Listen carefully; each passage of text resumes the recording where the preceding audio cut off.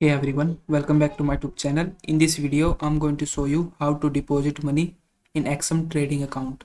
So first thing you need to do is open up XM website and then log in your account. Once you do that, simply click on this deposit button at the top. Once you do that, it will show you this window where you can add or deposit money in your XM trading account using these various payment options. So simply select the option you like. So I'm going to choose Skrill. Once you click on that, it will show you this window. From here, simply you need to enter your payment account details such as your Skrill account or the payment you have chosen. Simply enter your Skrill account here and the amount you want to deposit, and after you do that, simply click on this blue deposit button and then it will verify your payment method and then send you some OTP. So just enter all the details and verify yourself.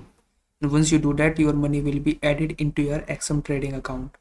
So that's it. If you found this video helpful, please like this video and subscribe to my channel.